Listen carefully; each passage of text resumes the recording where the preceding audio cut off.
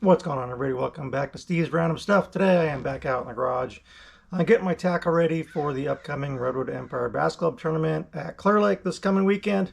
And so I thought I'd just go through and get all my tackle ready and kind of do this month's edition of Taiwan on. I didn't do one last month just because I didn't fish the club tournament last month. I was camping at Lake Mendocino that weekend.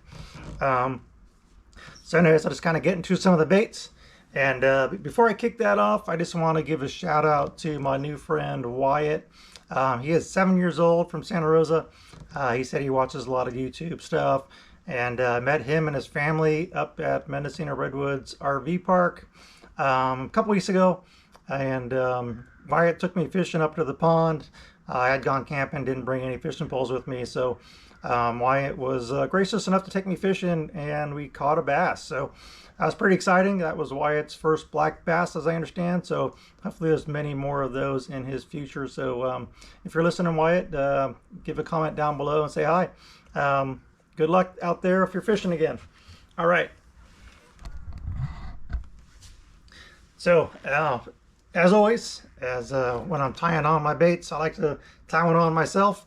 Got something a little different this weekend, and it's a probability cloud from North Spur Brewing Company in Willits, California. I picked this up a few weeks ago when I was up in Willits camping at Mendocino Redwoods, and my wife and I went to the brewery and have a great selection. It's a nice hazy IPA, 6.5%, really good flavor, really smooth tasting. So if you're up in that area, give them a check them out. So let's just go ahead and get into the baits. And I'll kind of I got a lot of baits rigged up for one, and I was up there this past Sunday. I didn't do any video up there, and I got to admit that I got skunked. I fished a lot of different areas, tried a lot of different baits, a lot of techniques, from shallow to deep. I was deep cranking, dragging a Carolina rig, throwing topwater baits in the morning, throwing worms and spinner baits and shaky heads, even a Ned rig. And just could not get a fish. I hooked into one on a shaky head, probably about 3 or 4 pounds, but that fish came up and rolled and threw the hook.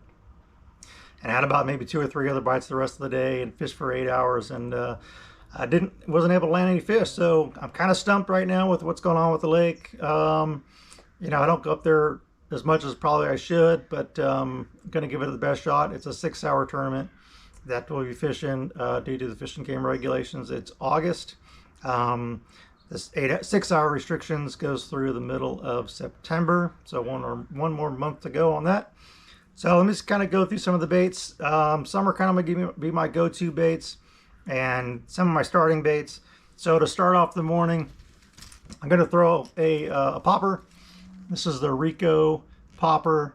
Kind of one of my favorite poppers of all time that I like throwing.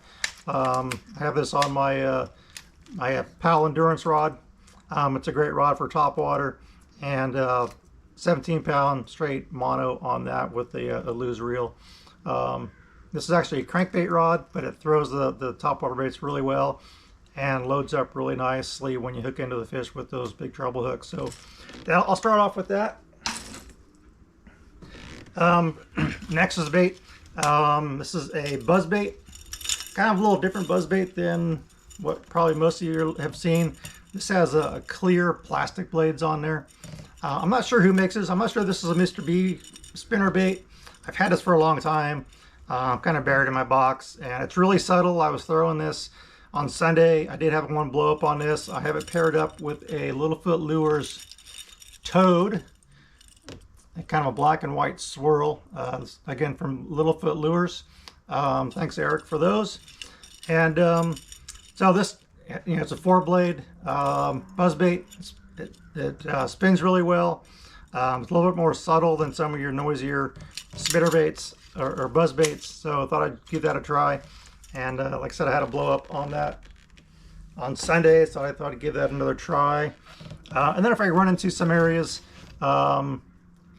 just in case, you know, I gotta have a frog on still. I downsized the frog. This is a river to sea frog. I did cut the tails down a little bit because they were super long, probably 3/4 of an inch I cut off. That's how long they were. But again, just downsizing the bait. Something a little smaller.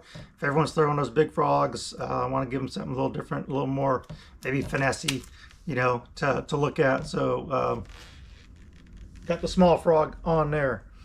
And then let's see here. As far as reaction baits go, I got a Chatterbait. I'm kind of going for the bluegill color. This is the jackhammer, and I got a Strike King shad on that. It's the KVD Magic color, and again, just trying to mimic the bluegill with the Chatterbait. Go throw that up there around the shallows and such, and through the grass. And I'm throwing this on the Pal Endurance. This is the 765 SBR medium heavy fast swim bait rod. Again, holds up to that that Chatterbait really well and loads up really nice. All right, and a couple crankbaits. So I was throwing a deep crankbait out in like 20-foot water, dragging the bottom. And so I'm going to stick with that. I did change baits. I went to a Spro Little John Dee deep diving crankbait. And something I can get down there in the deep water. And if I want to go shallow, I have a smaller square bill crankbait. This is the Evergreen little shad in olive shad color. It's got the red belly. This will get down probably, you know, 6 to 8 feet or so. 12-pound Seaguar fluorocarbon line on that, with my good old Dobbin 764 CBRM rod. Great rod for throwing square bills and medium diving crankbaits. One of my all-time favorite rods. And then I got a Mr. B Jig. This is a 1/2 ounce Mr. B Jig in sprayed grass color. I have that paired up with a Yamamoto Flapping Hog in the June bug color. I had a lot of success on this years ago up at Clearlake during the month of August with this exact same bait. So I pulled that again. I do need to pick up some more of these trailers because this is my last one. So hopefully the new North Bay Tackle here in Roder Park has some of these baits, and I'll pick up a pack this week sometime before the tournament. So Mr. B Jig, I always have one tied on various colors, but I'm going to go with the kind of tried and true sprayed grass color with the June bug trailer, and hopefully that'll give me a few baits. And of course I always put some scent on that as well. Next up is a spinnerbait. Again, kind of more of a finessey spinnerbait. This actually is a Z-Man spinnerbait, and just a kind of a twin tail. It's an old Zoom trailer on there. Again, you know, this time of year, mid to the later part of August, they should be chasing the spinnerbait. So I got this one, and of course I got a ton of Mr. B spinnerbaits I can put on. I was thinking about going white with the white blades as an option, or kind of the one I've been throwing lately, which is that blue shad color with the black nickel blade on top. Now I kind of get into some of my more finessey baits. For the tough days, if it is tough, just an echo rig here. I got a Woo Tungsten nail weight in the head of that, and then a Robo Worm on that. And something I've been throwing a lot lately is the Mag Shaky Head. This is that 3/4 ounce Strike King Shaky Head, and with the Yamamoto Slinko in the green pumpkin color. This is the bait that I actually got bit on. I hooked up with a fish on Sunday and it came off. Actually, I was throwing this Slinko in a sprayed grass color, but green pumpkin, you can never go wrong with green pumpkin. And then shaky head, just again a normal size shaky head, 3/16 ounce Woo Tungsten shaky head with a green pumpkin worm on there as well. This worm is the, I can't remember what worm it is. All right, this worm is the Exone. See that there? This is the Deception worm, 6-inch Deception worm. You can see the tag. There we go. These float really well. So I think on the shaky head, they'll stand right up on that shaky head.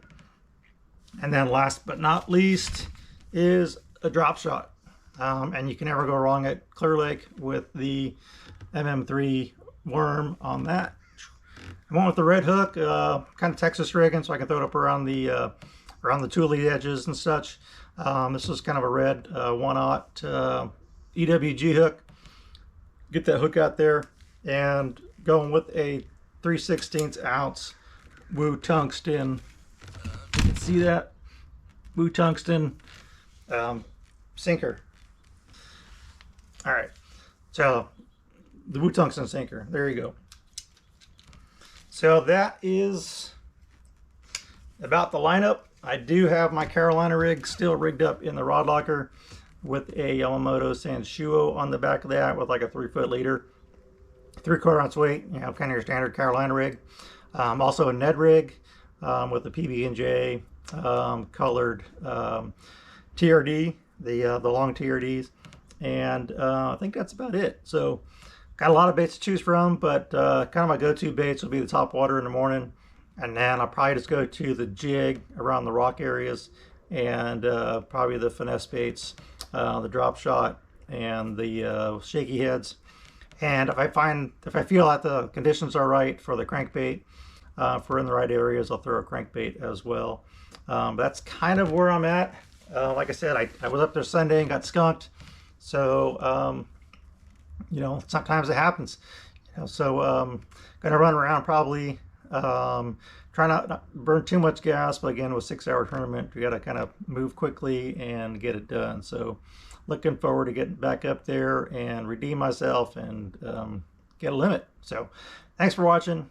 Appreciate y'all tuning in. Like and subscribe. We're getting closer to that 1,000 subscriber mark. So if you haven't already subscribed, click that subscribe button down below. Help me out to reach that milestone. I really appreciate it. Thanks for watching, and we'll see you on the water.